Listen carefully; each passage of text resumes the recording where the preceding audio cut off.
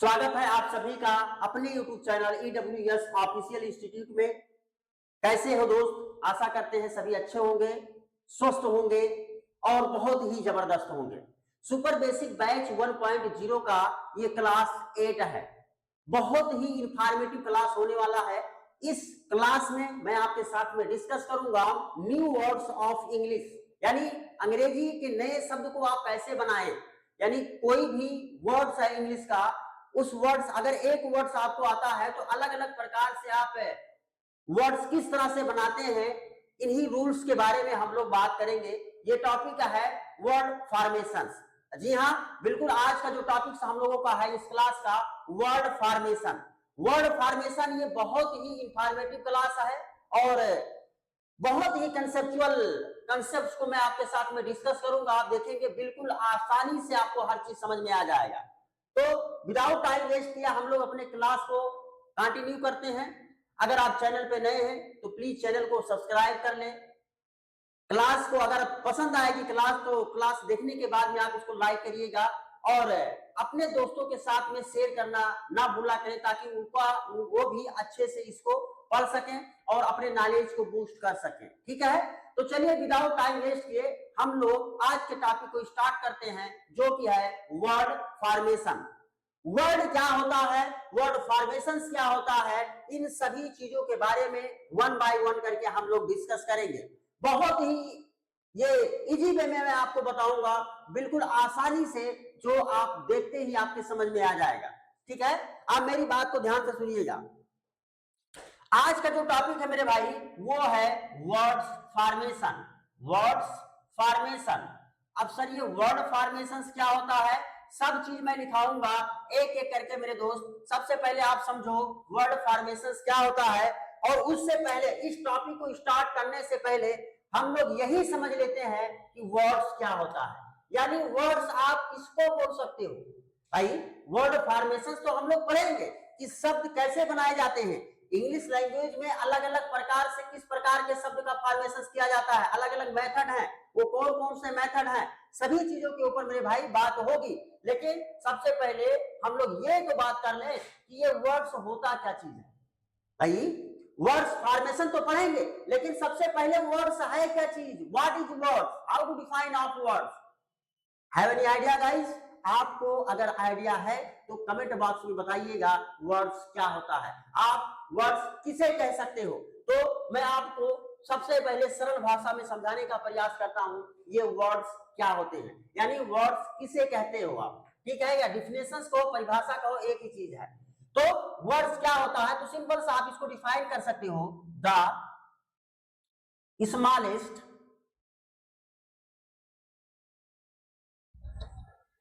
Smallest meaningful, बहुत important है, meaningful unit of language, meaningful unit of language that is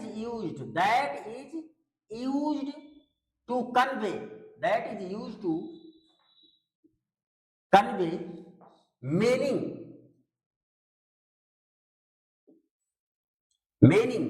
is known as words। बात को समझिएगा, बड़े सरल भाषा में मैंने यहां पे लिखा है मेरे दोस्त।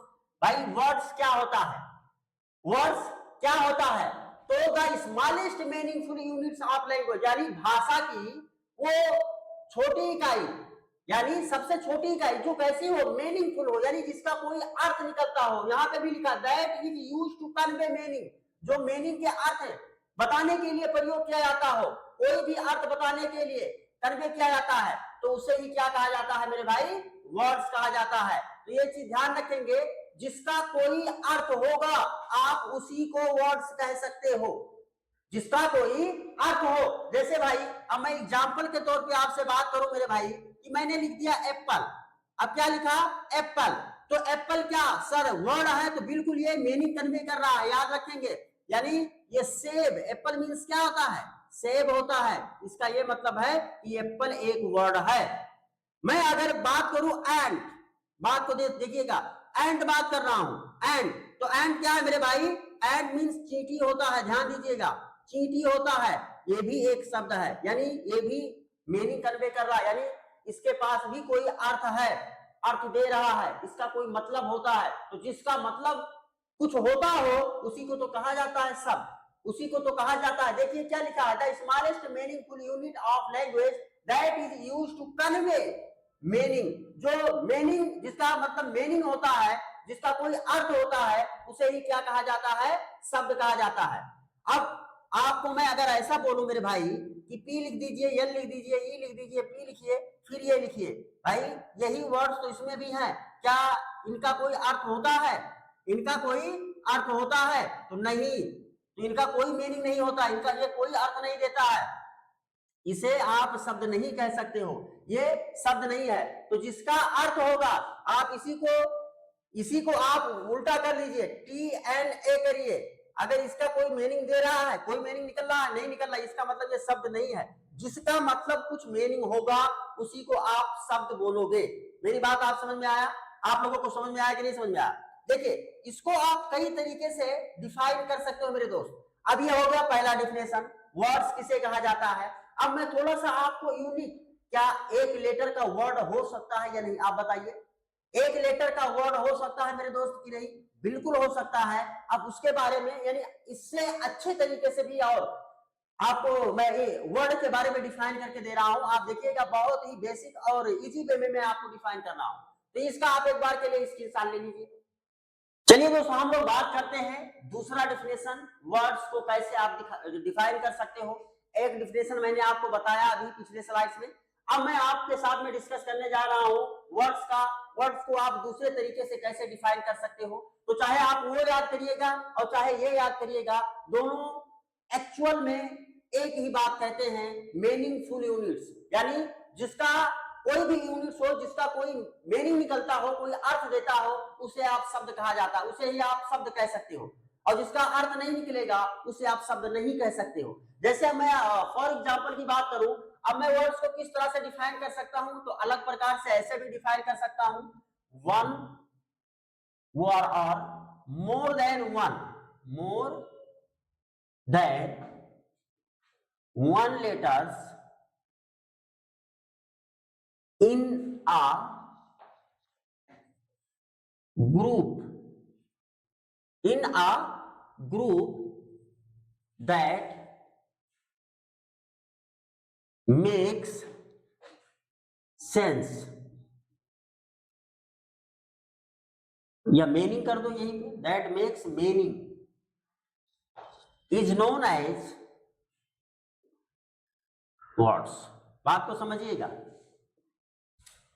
एक या एक से अधिक अक्षरों का एक समूह में उपस्थित होना, यानी एक या एक से अधिक अक्षर जो समूह में है, दैट मेक्स, जो बनाते हैं सेंस, यानी जो अर्थ देते हो, मीनिंग, जिनका कोई अर्थ निकलता हो, उन्हें आप क्या कहते हो मेरे भाई? वर्ड्स कहते हो। चाहे एक हो या एक से अधिक ग्रुप में हो, और अगर वो अर्थ देते हैं तो इसका ये मतलब हुआ मेरे दोस्त कि वो वर्ड्स है। जैसे सर अब इसका एग्जांपल्स की बात करूं मैं, तो एग्जांपल्स का क्या मतलब होता है। अब एग्जांपल्स में आप देखिएगा, जैसे मैंने बताया एक हो चाहे एक से अधिक हो, जैसे मैंने बोला ये, तो ये मीन्स क्या होता है? एक होता है। ये मीन्स क्या होता है आपको पता होगा, आई एक लेटर है, लेकिन ये इसका मतलब कि भी क्या होता है? मैं होता है। मैं वो बोलूं, वो मीन्स क्या होता है? हे होता है। जैसे बोलते हैं ना ओ माय गॉड, तो ये भी एक लेटर के हैं, फिर भी इनका कोई अर्थ निकलता है, इनका कोई मीनिंग निकलता है। तो ये लेटर के साथ साथ में ये वर्ड्स भी हैं, इसीलिए मैंने क्या लिखा है, वन, एक हो चाहे एक से अधिक हो समूह में अक्षर, जिस अगर वो अर्थ देता है तब उसे आप क्या बोलोगे कि वो वर्ड्स है। और वर्ड्स को हिंदी में मेरे भाई शब्द बोला जाता है। वर्ड्स को हिंदी में क्या बोलते हैं? शब्द बोलते हैं। तो याद रखना, वर्ड मीन्स क्या होता है? शब्द होता है। तो ये भी क्या है? एक प्रकार का वर्ड है और ये लेटर भी है। और ये आपको पता ही है कि ये वाउल्स हैं, वाउल्स हैं, ये देख रहे हो। तो वाउल्स, 3 वाउल्स ऐसे हैं जो वर्ड्स भी हैं, ये वाउल्स वर्ड्स भी हैं, ध्यान रखेंगे, ये वर्ड्स भी हैं, एज वेल एज, ध्यान दीजिएगा, एज वेल एज ये लेटर्स भी हैं, ध्यान रखना, ये लेटर्स और शब्द दोनों हैं, अगर इनका अर्थ निकलता है, भाई इनको आप छोटा इससे कर नहीं सकते हो, इनका अर्थ भी निकलता है, तो ये वर्ड्स के साथ साथ में क्या है मेरे भाई, लेटर्स भी हैं। तो ये चीजें ध्यान रखिएगा आप। एक या एक से अधिक अक्षरों का समूह जिसका अर्थ निकलता हो, जो मीनिंग देता हो, उसे शब्द कहा जाता है। जैसे मैं राम लिखूं यहाँ पे RAM, तो राम भाई किसी व्यक्ति का नाम है, तो ये क्या है, एक प्रकार का क्या है, शब्द है। ये एक प्रकार का क्या है, शब्द है। लेकिन अगर मैं आपसे बोलूं कुट्टू कुट्टू सुट्टू कुट्टू, तो इसका क्या मतलब हुआ, इसका कोई मीनिंग नहीं निकल रहा है। समझ में आ रहा बात? तो जो जिसका कोई मतलब ना निकलता हो, वो किसी प्रकार का कोई शब्द नहीं हो सकता है। यानी कुट्टू कुट्टू बोलो, चाहे कुट्टू मुट्टू, चाहे जैसा बोलो, क्या इसका कोई अर्थ निकल रहा है? नहीं निकल रहा है। इसका ये मतलब हुआ कि ये शब्द नहीं है। इसका क्या मतलब हुआ, ये शब्द नहीं है मेरे भाई। तो ये चीज ध्यान रखेंगे। तो याद रखना, एक हो या एक से अधिक हो, तो उसे क्या बोलेंगे, शब्द बोलेंगे, अगर उनका कोई मीनिंग निकल रहा है। एग्जाम्पल में और अगर आपसे कहूं, अगर मैं आपसे कहूं, जैसे मैंने बोला बैट, बैट, तो बैट मीन्स क्या होता है, बैट मीन्स बल्ला होता है। आपको पता होगा बैट मीन्स क्या होता है, बल्ला होता है। और बैट मीन्स चमगादड़ भी होता है। याद रखना, बैट मीन्स चमगादड़ भी होता है। तो आप मुझे बताइए मेरे दोस्त, ये बैट का अर्थ निकल रहा है ना मेरे भाई। तो बैट क्या है, एक प्रकार का, तो बैट ये जो है आपका, ये वर्ड्स है। बैट क्या है मेरे भाई, तो बैट आपका क्या है, वर्ड्स है। यानी कहने का मतलब क्या है, शब्द किसे कहोगे, तो शब्द आप उसे कहोगे जिसका कोई अर्थ हो। यानी सबसे छोटा, लैंग्वेज की सबसे छोटी बात जिसका कोई मीनिंग निकलता हो, जो अर्थ हो, उसी को क्या कहा जाता है, शब्द कहा जाता है। तो मैं आशा करता हूं ये डिफिनेशंस भी आप समझ गए होंगे। आप देखिएगा, और अगर आप उल्टा सीधा लिख देते हो, TAB लिख दो या ये लिख दो BTA, तो इसका कोई अर्थ नहीं निकल रहा है। तो इसका ये मतलब हुआ कि ये शब्द नहीं है। तो आप एक बार के लिए इसका स्क्रीनशॉट लीजिए, उसके बाद में चलिए दोस्तों हम लोग बात करते हैं वर्ड्स फॉर्मेशंस के बारे में। मैं आपके साथ में डिस्कस किया कि वर्ड्स किसे कह सकते हैं, कैसे आप वर्ड्स को डिफाइन कर सकते हो। आपसे कोई एग्जाम्पल पूछे तो किस प्रकार से आप उसको समझा सकते हो। अब मैं आपके साथ में डिस्कस करने वाला हूं वर्ड्स फॉर्मेशन। ये वर्ड्स फॉर्मेशंस का मतलब क्या होता है, क्या मीनिंग होता है, वर्ड फॉर्मेशंस किसे कहा जाता है। तो चलिए हम लोग समझते हैं। सिंपल सी बात, वर्ड फॉर्मेशंस का मतलब होता है, अगर इसकी मैं लिटरली मीनिंग की बात करूं, तो न्यू वर्ड्स का फॉर्मेशंस करना, यानी नए शब्द बनाना। तो नए शब्द कैसे बनाए जाते हैं, तो भाई आप उसमें ऐड भी कर सकते हो, कोई भी सफिक्स या प्रीफिक्स जो होता है, वो आप डेरिवेशंस में, आप उसके डेरिवेशन मेथड्स के अकॉर्डिंग आप उसमें ऐड भी कर सकते हो, क्लिपिंग भी कर सकते हो। आप समझ पा रहे हो, ब्लेंडिंग भी होती है, वर्ड्स की ब्लेंडिंग भी होती है। तो इन सभी चीजों की, इन सभी मेथड्स के ऊपर हम लोग बात करेंगे वन बाय वन करके, ठीक है। पहले हम लोग बात करते हैं वर्ड फॉर्मेशंस को डिफाइन कैसे किया जाए। अगर आपसे कोई पूछे कि वर्ड फॉर्मेशंस क्या होता है, तो आप कैसे बता सकते हो मेरे भाई, तो आप ध्यान रखेंगे, इसको आप डिफाइन कर सकते हो बड़ी इजीली वे में। जैसे आप कह सकते हो, making new words, making new words by adding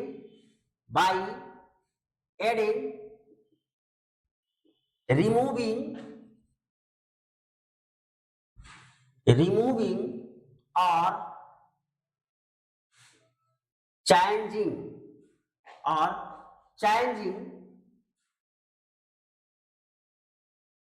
parts of our words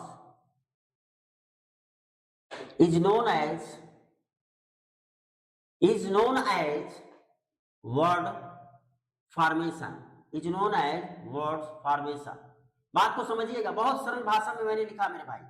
भाई वर्ड फॉर्मेशंस कहेंगे किसे, तो मेकिंग न्यू वर्ड्स, यानी नए शब्दों का बनना, यानी नए शब्द बनाना। नए शब्द बनाना कैसे, बाय एडिंग, यानी जोड़ करके, उसमें कुछ जोड़ करके, रिमूविंग, उससे कुछ हटा करके, सब प्रकार से, समझ में आ रहा बात, यानी जोड़ करके या हटा करके, या changing parts of a words, या वर्ड्स में कुछ बदलाव करके नए शब्द का बनाना ही, नए शब्द का बनना ही क्या कहलाता है मेरे भाई, वर्ड फॉर्मेशंस कहलाता है। तो ये चीज ध्यान रखेंगे। जैसे मैं अगर आपसे बात करूं, फॉर एग्जांपल अगर मैं बात करूं मेरे भाई, जैसे मैंने कहा हैप्पी, तो हैप्पी मीन्स क्या होता है, हैप्पी मीन्स क्या होता है, खुश होता है।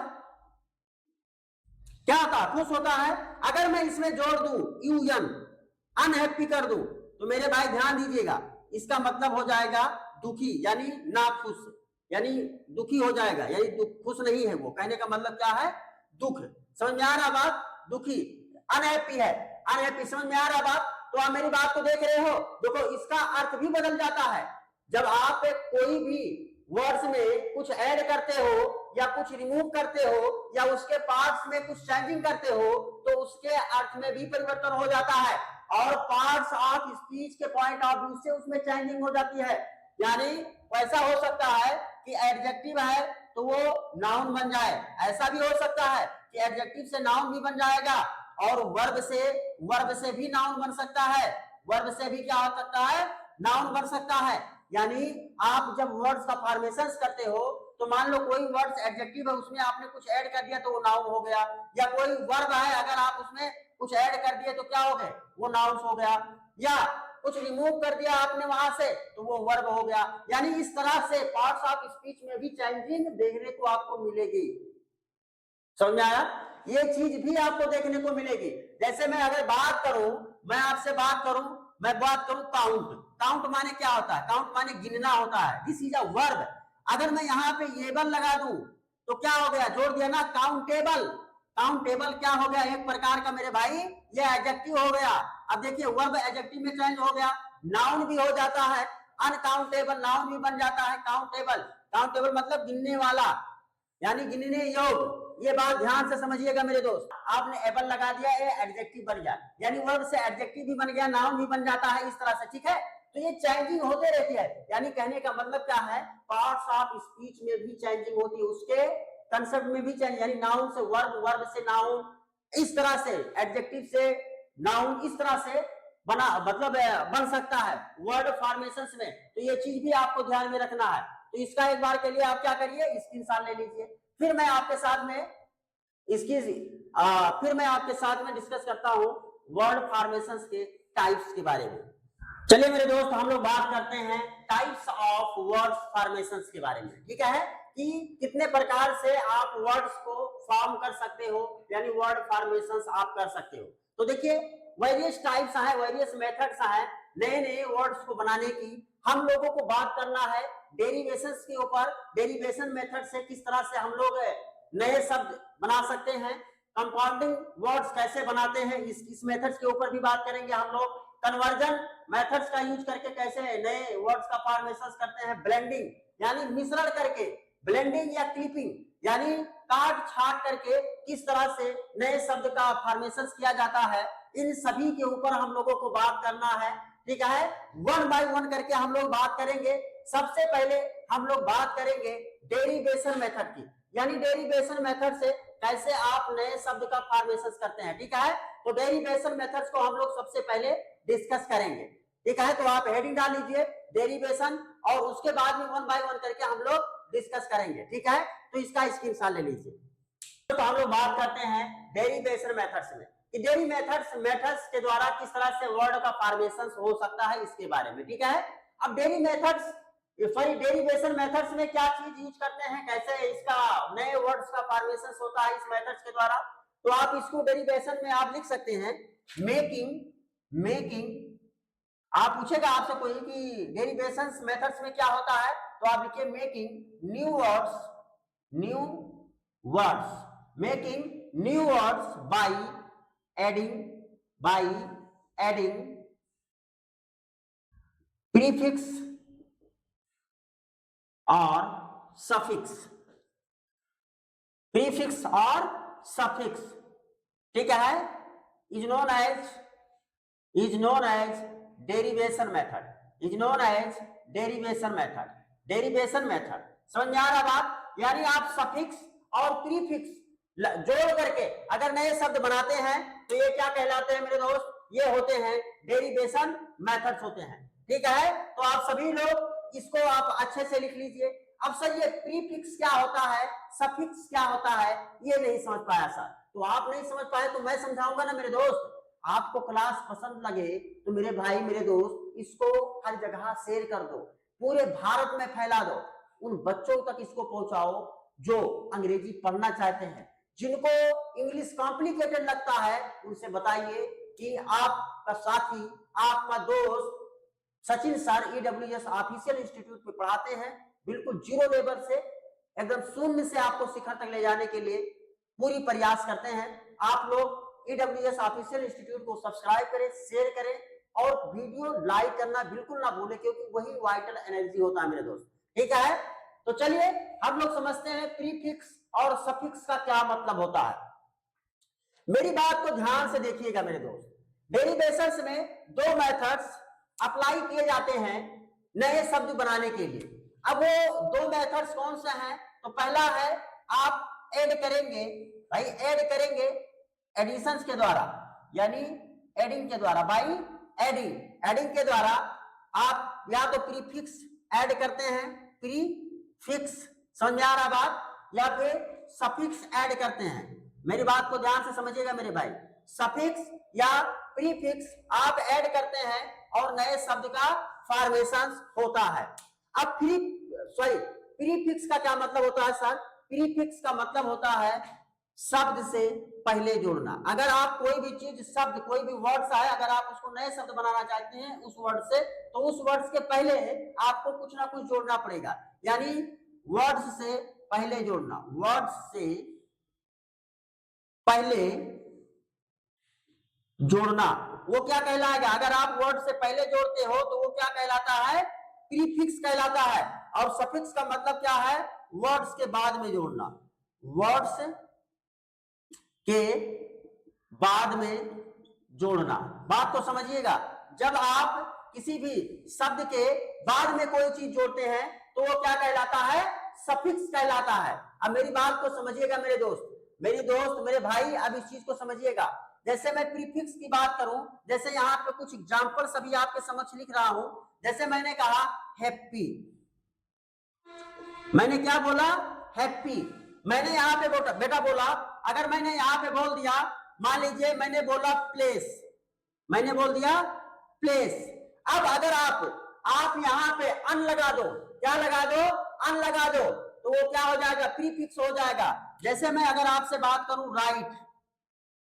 राइट, ठीक है, अगर मैं यहाँ पे अन लगा दूं, जैसे मैंने लगाया UN, अनहैप्पी, मैंने मिसप्लेस, MIS, मिसप्लेस, मैंने यहाँ पे लिखा रीराइट, समझ में आ रहा बात? तो यहाँ पे अन जो हो गया, मिस हो गया, री हो गया, इसे ही, ये शब्द से पहले लगाए गए हैं बाद में, तो इसे ही क्या कहा जाता है मेरे भाई? इसे ही क्या कहा जाता है? प्रीफिक्स कहा जाता है। यही आपका प्रीफिक्स है। अब इनको लगाने पर इनका अर्थ अलग हो जाता है मेरे भाई। जैसे हैप्पी माने खुश, अनहैप्पी माने ना खुश, यानी वो खुश नहीं है। समझ में आ रहा बात? आप मिसप्लेस, यानी मिस माने क्या होता है? रॉन्ग, मिस का मतलब क्या होता है? रॉन्ग होता है, यानी प्लेस माने स्थान, यानी वो गलत स्थान है। समझ में आ रहा बात? रीराइट, री माने क्या होता है? अगेन, अभी सब बताऊंगा आप लोगों को, परेशान होने की जरूरत नहीं है। जब तक सचिन सर है आपको परेशान होने की जरूरत नहीं है। री का मतलब होता है अगेन माने दोबारा, और राइट माने लिखो, यानी दोबारा लिखो। अगर आपको बोलना है दोबारा लिखो, बोल दीजिए रीराइट। राइट अगेन बोलने से अच्छा है रीराइट आप बोल दीजिए, हो गया काम। समझ में आ रहा बात? तो ऐसे भी नए शब्द बनाए जाते हैं। ठीक है, तो पहले अगर वर्ड के पहले यूज हुआ तो उसे प्रीफिक्स बोलेंगे। अगर वही वर्ड के बाद में यूज होता है, तो उसे क्या बोला जाएगा? सफिक्स बोला जाएगा। जैसे, और वो भी सफिक्स जो होता है वो वर्ब को नाउन में बदल सकता है। वर्ब को क्या कर सकता है? नाउन में बदल सकता है, और नाउन को एडजेक्टिव में बदल सकता है, या एडजेक्टिव को नाउन में बदल सकता है। समझ पा रहे बात? ये चीज ध्यान रखेंगे। जैसे मैं एग्जांपल कुछ दूं आपसे, आपको मैं यहाँ पे कोड करूं। जैसे मैं बोलूं मेरे दोस्त, मैंने बोला सिंग माने क्या होता है? गाना, ये वर्ब है। जैसे आप कोई गाना गाता नहीं है माइक लेकर के, तो वो क्या करता है? सिंगिंग करता है, यानी सिंग, वो वर्ब की बात कर रहा हूं। अगर आप इसी में इसके बाद में आप ER लगा दीजिए तो ये क्या हो जाएगा? सफिक्स हो जाएगा मेरे भाई। ER आपने लगाया, क्या बन गया? सिंगर माने गायक हो गया। देखो वर्ब से नाउन में चेंजिंग हो गया कि नहीं? ये नाउन बन गया कि नहीं? सिंगर माने क्या हो गया? गायक हो गया। तो इस तरह से इसमें चेंजिंग भी होता है। समझ में आया बात? बताइए, ये इतनी चीजें आप लोगों को समझ में आए मेरे भाई? अब इसका है, आप एक बार के लिए स्क्रीनशॉट ले लीजिए मेरे दोस्त। और मैं चलिए मेरे दोस्त, हम लोग बात करते हैं कुछ कॉमन प्रीफिक्सेस के ऊपर। जैसे ये आपके समक्ष है, ये 5 प्रीफिक्सेस हैं जो बहुत कॉमन है और फ्रीक्वेंटली आप देखते होंगे कि आप वर्ड्स में देखते होंगे इनका यूज बहुत ज्यादा होता है। तो इनके ऊपर हम लोग बात कर लेते हैं, ठीक है। पहले आप देखिए, अन अगर कहीं पे लिखा है, अन का मतलब होता है नॉट, यानी नहीं, वो नेगेटिव सेंस देगा, नॉट होगा उसका मतलब। री लिखा हुआ है, आर ई, अगर किसी वर्ड से पहले लिखा हुआ है तो उसका मतलब होगा अगेन, ये मीनिंग है। मिस लिखा हुआ है तो आप ये समझिएगा कि मिस लग गया जिस शब्द के अंत में, सॉरी स्टार्टिंग में, तो वो रॉन्ग का सेंस देगा कि गलत है। जैसे मिस प्लेस मैंने आपको बताया था, ठीक है, या मिस अंडरस्टैंडिंग, कहते हैं मिस अंडरस्टैंडिंग हो गया हम लोगों में, तो वो मिस लग गया यानी गलत समझ हो गया, ठीक है। प्री अगर लगा हुआ है तो उसका मतलब होता है बिफोर। प्री का मतलब क्या होता है? बिफोर। कहते नहीं है प्री पे करिए, यानी पहले आप क्या करें, पे करो, रुपया पहले पे करो, तो उसे बोलते हैं प्री पे। समझ में आ रहा बात? आप डिस लगा हुआ है तो अपोजिट आप, इसका ये मतलब लिखा हुआ है, ध्यान दीजिएगा, तो उसका मतलब हो गया अपोजिट ऑफ। अपोजिट ऑफ का मतलब यानी उसका उल्टा। जैसे आप कहते हो एग्री, तो मैं बोलता हूं डिस एग्री, यानी मैं पूछता हूं आर यू एग्री, तो आप कहते हो no sir I am disagree. यानी डिस एग्री का मतलब क्या है? अपोजिट ऑफ, यानी आपके मैं उल्टा हूं। समझ में आ रहा बात? तो ये है। अब इनका कुछ मैं वर्ड्स आपके समक्ष लिख रहा हूं, ध्यान दीजिएगा। जैसे आप देखिएगा, जैसे मैंने बोला, अब नॉट अन लगा दीजिए कोई भी। जैसे काइंड माने क्या होता? काइंड माने दयालु, ठीक है, तो क्या हो गया? अनकाइंड कर दो, यानी वो दयालु नहीं है, निगेटिव सेंस दे रहा है, अनकाइंड वर्ड हो गया। अगेन आए, जैसे मैं अभी आपको लिखाया था, रीराइट कर दीजिए। राइट है, रीराइट। रीराइट माने क्या हो गया? दोबारा से लिखना। अगेन माने दोबारा लिखो। मतलब यहाँ पे मिस लिखा हुआ है तो मिस अंडरस्टैंडिंग कर दो, मिस प्लेस कर दो, जो आपके मन में आए, मिस प्लेस। बिफोर लिखा हुआ है, प्री पे कर सकते हो, प्री पे, प्री पे। समझ में आ रहा बात? प्री पे यानी दोबारा से क्या करना, मतलब पहले, सॉरी पहले आप पेमेंट कर देना। एग्री लिखा हुआ है, सॉरी यहाँ पे डिस लिखा हुआ है तो इसको कर दो आप डिस एग्री। आप क्या करेंगे? Disagree. तो ये बहुत इंपॉर्टेंट है, इसे बोलते हैं प्रीफिक्स। अगर आप वर्ड के स्टार्टिंग में जोड़ करके नए शब्द बनाते हैं तो ये कहलाएगा प्रीफिक्स मेरे भाई। ये क्या कहलाएगा? प्रीफिक्स कहलाएगा, ठीक है। तो इस चीज को आप क्या करेंगे? नोट डाउन कर लेंगे। इसका आप एक बार के लिए स्क्रीनशॉट ले लीजिए आप लोग। चलिए दोस्तों, हम लोग बात करते हैं बहुत ही इंपॉर्टेंट सफिक्स को लेकर के, कॉमन सफिक्सेस जो ज्यादातर यूज होते हैं वर्ड्स के फॉर्मेशंस के लिए। तो ये 5 सफिक्सेस हैं जो आपको ध्यान में रखना है। सफिक्स का मतलब आपको मैंने बताया, यदि वर्ड के लास्ट में जब कोई चीज जोड़ करके और यदि उसका आप नया शब्द बनाते हैं, यानी उसको नए शब्द में फ्रेम करते हैं, तो आप उसे क्या बोलते हो? सफिक्स बोलते हो। ये 5 कॉमन सफिक्स है जो आपको ध्यान में रखना है। देखिए, एक है ई आर और एक है एन ई डबल एस, नेस। यानी ई आर और नेस प्रायः जिस वर्ड के लास्ट में लगते हैं या बनते हैं, जिस वर्ड्स के लास्ट में ये यूज किए जाते हैं, वो क्या बन जाता है? वो नाउन बन जाता है। ध्यान रखेंगे। जैसे ये आ रहा है तो आपको मैंने बताया, आप सिंह, जैसे वर्ब में आप, ये वर्ब है मान लीजिए सिंह। सिंह क्या है? एक वर्ब है। अब इसमें आप ई आर लगा दिए, सिंगर होगा। सिंगर क्या हो गया? नाउन, यानी गायक। सिंह माने गाना और सिंगर का मतलब क्या हो गया? गायक। ये गायक हो गया कि नहीं हो गया? देखो, वर्ब से नाउन में चेंजिंग हो गया कि नहीं? तो सफिक्स जो होता है वो वर्ब को नाउन में भी बदल देता है और नाउन को वर्ब में भी बदल देता है। समझ में आ रहा बात? तो ध्यान रखना है, आप ध्यान दीजिएगा। ये हो गया आपका क्या? ये नाउन बन गया। अब अगर काइंड, काइंड का मतलब क्या होता है? काइंड माने दयालु होता है, इसमें N E S double S लगा दीजिए, काइंडनेस। काइंडनेस मतलब क्या हो गया भाई? ये भी नाउन है, ये भी क्या है? दयालु। ये भी हो गया, ये भी क्या बन गया आपका? ये भी आपका नाउन बन गया, काइंडनेस, ठीक है। अब मेरी बात को ध्यान से समझिएगा। एफ यू एल या एल ई डबल एस, ये दो वर्ड जिसके लास्ट में लगे होते हैं वो एडजेक्टिव का रूप ले लेता है। जैसे मैं आपसे बात करूं ब्यूटीफुल, क्या मैं बात करूं? ब्यूटीफुल। तो ये ब्यूटीफुल क्या है मेरे भाई? ब्यूटीफुल एक प्रकार का क्या है? तो ब्यूटीफुल एक प्रकार का मेरे दोस्त एडजेक्टिव है। लेस अगर कहीं पे लग जाए तो भी वो क्या बन जाता है? एडजेक्टिव का रूप ले लेता है। ये चीज ध्यान रखेंगे। अगर लेस लग जाए तो क्या हो जाएगा? जैसे आप ब्यूटीफुल हो गया, यहीं पे आप एग्जांपल और ले सकते हैं, यूजफुल।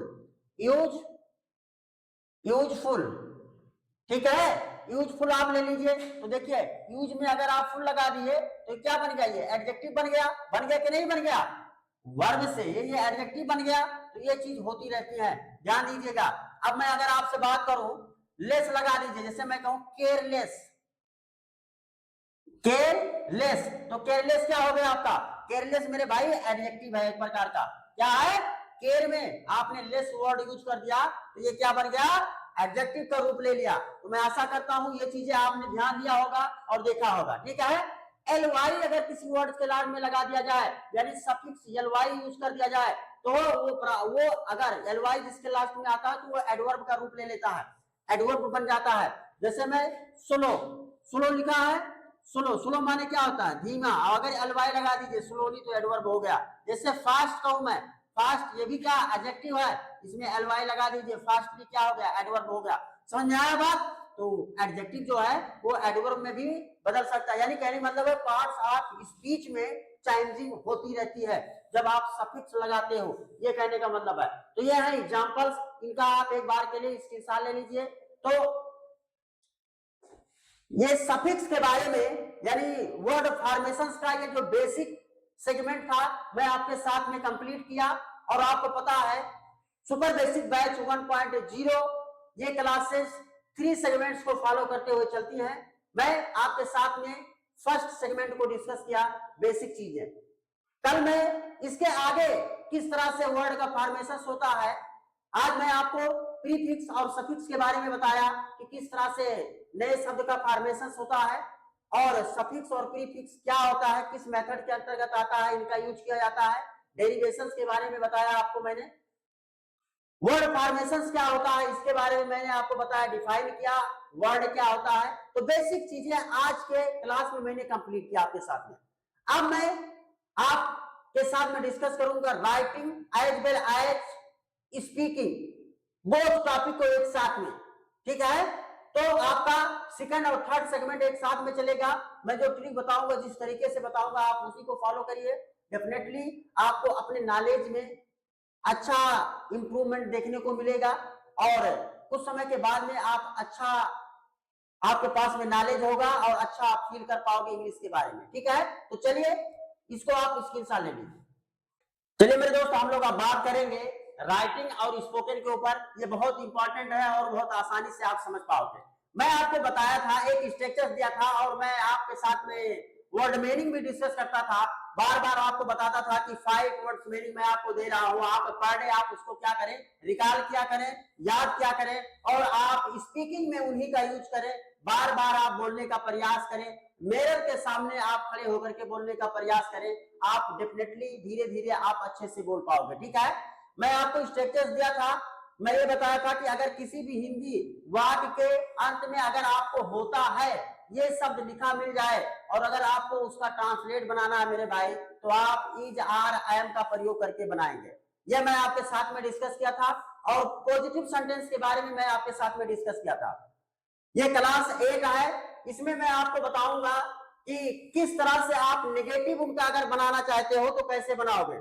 तो पहले नंबर स्ट्रक्चर्स पे बात करेंगे नेगेटिव के ऊपर, ठीक है। पॉजिटिव मैंने बताया है, अगर आपने क्लास नहीं देखा है तो प्रीवियस लेक्चर्स को देखिए। नेगेटिव सेंटेंस, नेगेटिव सेंटेंस, बात को समझिएगा मेरे भाई, बहुत इंपॉर्टेंट है। अब नेगेटिव सेंटेंस में क्या होता है, ध्यान दीजिएगा। आपका कोई सब्जेक्ट होगा, आपको पता ही है सब्जेक्ट क्या होता है, क्योंकि इन सभी चीजों के ऊपर मैं आपके साथ में 1 बाय 1 करके बात किया है, ठीक है। तो सब्जेक्ट होगा, उसके बाद में इज होगा, क्या होगा, इज होगा, और आपको पता है किस प्रकार के सब्जेक्ट के साथ में इज आपने आप लगाते हो, नॉट लगाओगे। उसके बाद में मेरे भाई नाउन, अगर नीड जरूरत रहेगा, नाउन है तो आर्टिकल ये और एन आपको देना पड़ेगा, ठीक है। ये जरूरत के रूप में है, मैं यहाँ पे इसको बॉक्स में कर दिया। अगर नाउन है तब दीजिएगा, एडजेक्टिव है तो कोई जरूरत नहीं है। ये हो गया आपका क्या, नेगेटिव सेंटेंस हो गया। अब इज किसके साथ में आपको यूज करना है, तो ही सी इट, ही सी। अब इज का प्रयोग मेरे भाई कहाँ पे करोगे आप, तो ध्यान रखना, ही सी इट या सिंगुलर सब्जेक्ट है, किसी का नाम हो, जैसे राम, श्याम, घनश्याम, ये क्या है, नाम है। तो किसी व्यक्ति या लड़की का नाम हो तब उसे आप सिंगुलर बोलते हो, ही हो, सी हो, इट हो, तब उसे आप क्या बोलोगे, सिंगुलर बोलोगे। तो जब सिंगुलर सब्जेक्ट रहेगा तो उसके साथ मेरे भाई आप इज लगाइएगा, और इज के बाद में आपको क्या लगाना है, नॉट लगाना है। अगर नाउन है तो उससे पहले आपको क्या आर्टिकल देना पड़ेगा, अगर वो सिंगुलर है तो आपको आर्टिकल देना पड़ेगा। और यदि आप एडजेक्टिव का प्रयोग करते हैं तो आप क्या यूज करेंगे, एडजेक्टिव रहने देंगे, एडजेक्टिव यूज करेंगे और इसका प्रयोग नहीं करेंगे। अब मैं अगर आपसे बात करूं, ये स्ट्रक्चर किसका, जिसके लास्ट में होता है लगा हो। जैसे मैं एग्जांपल बात करूं मेरे भाई, जैसे मैं कहूं कि वह या राधा, या मैं कहूं ही सी इट, कोई भी चीज ले लो, जैसे मैं गाय की बात करूं तो गाय भी क्या है, एक नाउन है, सिंगुलर है। गाय सफेद नहीं होती है। आप मेरी बात को ध्यान से देखिएगा, गाय सफेद नहीं होती है, this is a negative sentence. आपको पता है नहीं वर्ड यूज हो गया है, ये नहीं वर्ड जो है वो यूज किया गया है कि नहीं किया गया है, नहीं वर्ड यूज किया गया है। इसका क्या मतलब है, ये सेंटेंस जो है वो आपका नेगेटिव है। जिसमें नहीं वर्ड रहेगा, ध्यान दीजिएगा, आई रिपीट, जिस हिंदी वाक्य में नहीं शब्द है, इसका ये मतलब है कि वो नेगेटिव सेंटेंस है, और उसमें आपको क्या यूज करना पड़ेगा, नॉट का प्रयोग करना पड़ेगा। अब देखो होती है इसके लास्ट में भी आता है, तो इसका क्या मतलब हुआ मेरे भाई, इसका क्या मतलब हुआ कि ये किससे बनेगा, ये इज आर एम, इस सेंटेंस माने इनका यूज करना पड़ेगा आपको। तो क्या होगा, द काऊ, ध्यान दीजिए सब्जेक्ट आप पहले यूज करेंगे, the cow is not white, is not white. जैसे मैं अगर आपसे कहूं शहद खट्टा नहीं होता है, शहद खट्टा नहीं होता है, शहद खट्टा नहीं होता है। इसका क्या मतलब हुआ मेरे भाई, शहद खट्टा नहीं होता है, नहीं वर्ड इसमें भी आ गया, लास्ट में होता है आता है, ध्यान दीजिएगा, आई रिपीट, होता है। तो आपको यही स्ट्रक्चर्स फॉलो करना है मेरे भाई। लगाओ बनाओ फटाक से इसको बनाओ, शहद, honey is not sour, honey is not sour, यानी शहद खट्टा नहीं होता है, the honey is not sour. ये चीज ध्यान रखेंगे। तो ये आप एक बार के लिए इसकी मैंने आपके साथ में डिस्कस किया कि इज का प्रयोग नेगेटिव में किस तरह से करते हैं, सिंगुलर सब्जेक्ट के साथ में करते हैं। अब मैं आपके साथ में बात करूंगा आर, यानी आर का प्रयोग। तो आर का प्रयोग आपको पता है प्लूरल सब्जेक्ट के, कोई भी प्लूरल हो, कोई भी सब्जेक्ट कैसा हो, प्लूरल हो। प्लूरल का मतलब क्या है, एक से अधिक हो, क्या हो, एक से अधिक। जैसे मैं दे की बात करूं तो दे के साथ में आर लगाओगे। जैसे मैं अगर मैं बात करूं वी के साथ में, तो वी के साथ में भी आप आर लगाओगे, समझा रहा बात। यू है तो यू के साथ में भी आप आर लगाओगे, या कोई भी प्लूरल है, एक से अधिक है, एक से क्या है, अधिक को रिप्रेजेंट कर रहा है सब्जेक्ट, तो वहां पे आपको आर लगाना पड़ेगा। तो प्लूरल सब्जेक्ट हो जाएगा, आर लगाओगे आप, उसके बाद में आपको नॉट यूज करना पड़ेगा। फिर आप आर्टिकल देना चाहते हैं तो आर्टिकल दे दीजिए, ये और एन कब देंगे वो आपको पता है, जब नाउन रहेगा तब। जब इसके बाद में क्या हो, नाउन हो, तभी एडजेक्टिव होगा, तो कोई जरूरत नहीं है। तो ये आप क्या यूज कर लिए, आर का आपने प्रयोग किया। तो ये हो गया राइटिंग के बारे में, ठीक है। अब जैसे मैं कहूं, अभी समझिएगा, ये मैं अभी आपको तरीका बता रहा हूं, ट्रांसलेट किस तरह से आपको बनाना है, आप मेरी बात को ध्यान से समझिएगा। जैसे मैं अगर आपसे बात करूं, जैसे मैं कहूं फूल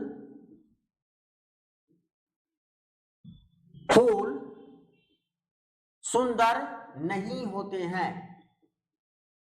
अब मैंने यहां पे इसको नेगेटिव मैंने यूज कर दिया, क्या कर दिया, नेगेटिव। नेगेटिव का मतलब होता है जो बातों को एक्सेप्ट ना किया जाए। जैसे मैं कहता हूं फूल सुंदर होते हैं, आप कहते हो नहीं सर फूल सुंदर नहीं होते हैं, मेरी बात को आप एक्सेप्ट नहीं कर रहे हो, स्वीकार नहीं कर रहे हो, डिनाई कर रहे हो, समझ में आ रहा बात। तो यही क्या है, जो आप डिनाई करते हो वही क्या है आपका, वही आपका नेगेटिव सेंटेंस है। मेरी बात को नहीं मानते हो, आपने नहीं लगा दिया, वही हो गया क्या, वही हो गया नेगेटिव सेंटेंस। अब देखिए फूल सुंदर नहीं होते हैं। अब अगर आपको इसको क्या करना है, इसका एग्जाम्पल अगर आप इसको आप फ्रेम करना चाहें, आप इसको ट्रांसलेट बनाना चाहे इसका, तो क्या होगा? फ्लावर्स, ध्यान दीजिएगा, फ्लावर्स आर नॉट, ध्यान दीजिए, are not beautiful, are not beautiful, flowers are not beautiful, फूल सुंदर नहीं होते हैं, बात तो समझिएगा, फूल सुंदर नहीं होते हैं। तो ये हो गया मेरे दोस्त आप नेगेटिव सेंटेंस के बारे में। अब मैं आपको एक चीज और बताऊं, ध्यान दीजिएगा, आई के साथ में केवल और केवल आई एम लगाएंगे, आई के साथ में, और याद रखना चाहे होता है या नहीं आता है, इसके बाद में एडजेक्टिव यूज होता है। क्या है? एडजेक्टिव, या कोई नाउन यूज करोगे आप, नाउन रहेगा तब भी आप क्या यूज करोगे, चाहे आप ध्यान रखिए आई के साथ में केवल आई एम आएगा। जैसे मैं कहूं मैं बुद्धिमान हूं, मैं बुद्धिमान हूं, तो I am wise, I am wise, और आई एम को आप साथ में बोल सकते हो I am wise, I am wise, समझ में आ रहा बात? आई एम, इस तरह से आपको बोलना है, ठीक है? तो ये हो गया।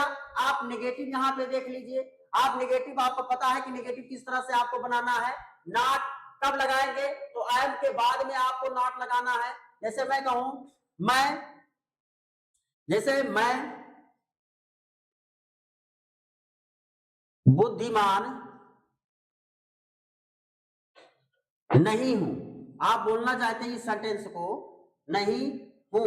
अब यहाँ पे होता है, ये मत समझिएगा कि होता नहीं है, होता है नहीं आया सर तो इसीलिए नहीं बनाया, आपका भी ट्रांसलेट इसी स्ट्रक्चर से बनेगा। मैं आपको बताया हूं इन सब चीजों के बारे में। तो I am not, I am not को अरेंट लिखा जाता है, actually aren't, I am not को ध्यान रखना अरेंट लिखा जाता है मेरे दोस्त, आप लोग ध्यान रखेंगे, जब मैं इसको एडवांस लेवल में पढ़ाऊंगा तो आपको समझाऊंगा, अरेंट लिखा जाता है, लेकिन आप केवल इतना जाने आई एम नॉट को, सॉरी आई एम नॉट को आई एम नॉट ही बोलेंगे, ठीक है? या आप इनको शॉर्ट में करके आई एम बोलिए, आई एम, आई एम, समझ में आ रहा बात? इन दोनों को मिक्स करके आप बोलिए, लास्ट में आप बाद में नॉट का यूज करिए, यानी I am not wise, I am not wise, I am not wise, समझ में आ रहा बात? तो ये चीजें आपके समझ में आया मेरे भाई? तो ये स्ट्रक्चर है। तो मैं आज आपको यहाँ पे क्या बताया, निगेटिव के बारे में बताया।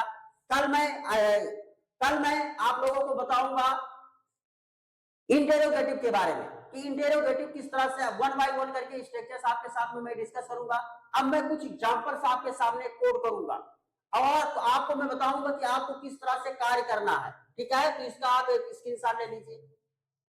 चलिए मेरे दोस्त, अब हम लोग कुछ इंपॉर्टेंट चीजें डिस्कस कर लेते हैं। ये होमवर्क है आप लोगों के साथ में, आपको ये 4 सेंटेंसेस को बनाना है और कमेंट बॉक्स में बताना है कि किस तरह से आप इसको बनाए हो और क्या होगा इसका ट्रांसलेशन, ठीक है? अब मेरी बात को ध्यान से समझिए, ये होमवर्क है, आपको होमवर्क किस तरह से करना है, तो आपको मेरे भाई 2 पैटर्न को फॉलो करना पड़ेगा, 2 पैटर्न को फॉलो करना पड़ेगा। आपको हिंदी स्ट्रक्चर्स भी आना चाहिए। हिंदी स्ट्रक्चर्स में आपको पता है पहले सब्जेक्ट आता है, फिर क्या आता है, ऑब्जेक्ट आता है, फिर आता है आपका वर्ब। यह है हिंदी स्ट्रक्चर। हिंदी में ऐसे होता है, हिंदी में सबसे पहले सब्जेक्ट, ऑब्जेक्ट, फिर वर्ब लिखा जाता है, लेकिन जब आप इसका इंग्लिश बनाते हो तो पहले सब्जेक्ट होगा, वर्ब उसके बाद में आ जाएगा और ऑब्जेक्ट बाद में चला जाएगा, यानी वर्ब फिर क्या हो जाएगा, ऑब्जेक्ट बाद में चला आएगा। ये है इंग्लिश पैटर्न, ये इंग्लिश पैटर्न को फॉलो कर रहा है मेरे भाई, तो इस चीज को थोड़ा सा आपको ध्यान में रखना है। अब सबसे पहले आपको जो हिंदी में लिखा है, आपको यही व्हाट्सएप पैटर्न के द्वारा आपको इसे लिखना है, लेकिन आपको इंग्लिश में लिखना है, यानी आपको इंग्लिश ट्रांसलेट पहले नहीं बनाना है, आपको जो ये हिंदी में लिखा है इसी को आपको इंग्लिश में लिखना है। जैसे मैं कहूं शहद, तो आपको पता है SH, यानी बड़ा सा किससे लिखा जाएगा, SH से, यानी शहद, शहद। तो शहद क्या हो गया, SHAD, शहद हो गया। ऐसे आपको क्या लिखना है, हिंदी में आपको लिखना है। जैसे व्हाट्सएप पे आप जब टाइपिंग करते हो तो लिखते हो, तो पहले आपको पूरा ऐसे ही लिखना है, शहद खट्टा होता है। अब के H से क्या बनेगा, खा, और ये खट्टा। अब देखिए खट्टा अब नहीं लिखा है, नहीं लिखिए, यानी ये HI नहीं, ठीक है? होता है HOTA, होता है, समझ में आ रहा बात? इस तरह से आपको क्या करना है, लिखना है, जिससे आप ऐसे आपको पूरा लिखना है, आपको पूरा लिखना है। मैं केवल आपको यहां तक बताया, आपको ऐसे पूरा लिखना है कि पहले आप हिंदी में जो हिंदी में लिखा है इंग्लिश में उसे ही लिखेंगे, लेकिन उसका ट्रांसलेट नहीं करेंगे। जैसे व्हाट्सएप पे लिखते हैं सेम उसी तरह से लिखना है। तो आपने लिखा साथ खट्टा नहीं होता है। अब उसके बाद में आपको ऐसे आपको चारों करना है। उसके बाद में जब आप ऐसे लिख लेंगे तब फिर आप इसका क्या करेंगे, ट्रांसलेट करेंगे। साथ खट्टा नहीं होता है। अब साथ खट्टा नहीं होता है तो क्या होगा, क्या होगा, honey, honey is not sour. अब देखिए हनी इज नॉट सॉर, आपको पता है शहद क्या है, यहाँ पे सब्जेक्ट है। खट्टा, खट्टा क्या है आपका, ये आपका मान लीजिए ऑब्जेक्ट है, वैसे कंप्लीमेंट है लेकिन ऑब्जेक्ट मान लीजिए। होता है क्या है, ये वर्ब है। आप देखिए तो हिंदी में पहले सब्जेक्ट ऑब्जेक्ट वर्ब आता है, देखो सब्जेक्ट ऑब्जेक्ट वर्ब आया है। लेकिन जब आप इंग्लिश बनाते हो तो पहले सब्जेक्ट आता है। देखिए पहले सब्जेक्ट आएगा ना, आपने सब्जेक्ट लिखा, उसके बाद में क्या लिखना है, वर्ब है। तो आप क्या लिखोगे, होता है क्या, अंग्रेजी क्या है, इज होगा। तो आप ध्यान रखेंगे आपने इज लिखा यहाँ पे, फिर आपने नॉट लगाया, फिर इसका खट्टा का यानी ऑब्जेक्ट आपने लिखा, ठीक है। तो खट्टा का अंग्रेजी सौर होता है। यह चीज समझ में आया। ऐसे गधा चालाक नहीं होता है, गधा चालाक नहीं होता है तो क्या होगा, the donkey is not clever. ध्यान रखेंगे इसको, आपको क्लेवर नहीं पढ़ना है, clever. The donkey is not clever, the donkey is not clever, ठीक है, यानी क्लेवर इसको बोलेंगे क्लेवर।